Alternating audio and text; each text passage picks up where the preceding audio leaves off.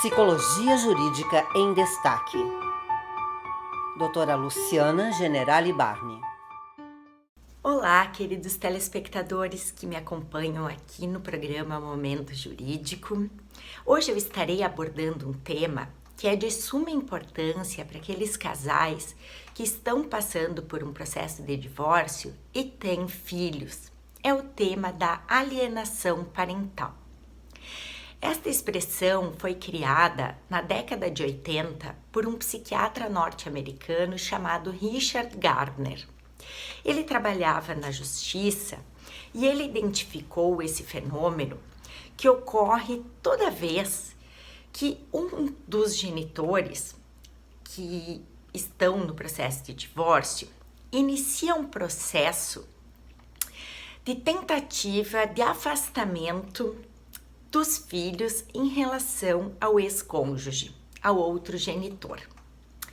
Esse processo, ele envolve diversas estratégias no sentido de difamar aquele outro genitor.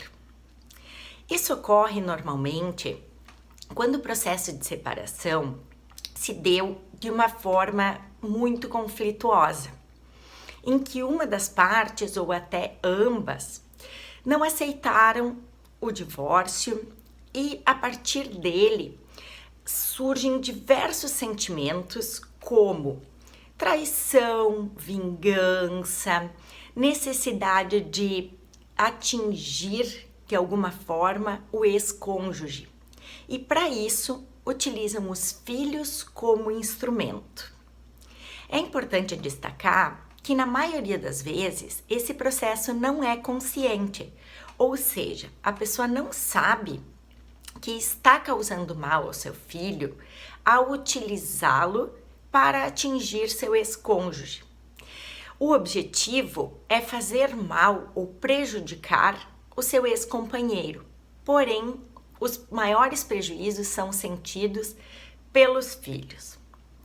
Então, diversas atitudes do genitor alienador, como a gente chama, este que está em processo de tentativa de afastamento em relação ao outro, elas são perpetradas com este objetivo. No Brasil, surgiu uma lei no ano de 2010 chamada Lei de Alienação Parental, exatamente pela tentativa de coibir esse tipo de atitude, protegendo as crianças e os adolescentes. O Brasil é o único país no mundo que tem uma legislação específica sobre o tema. E nesta lei são previstos alguns exemplos de atitudes dos pais que podem configurar a alienação parental. E a lei prevê também punições quando esse tipo de fenômeno é identificado e comprovado no processo. Então, além de difamar o ex-cônjuge perante os filhos, podem haver atitudes de mudança de domicílio, não passar informações importantes a respeito da rotina e do dia a dia dos filhos, tentativas de impedir o contato com o outro genitor, do tipo, no dia e no horário marcado para o encontro com o outro genitor, criar dificuldades, marcar outros compromissos e assim por diante.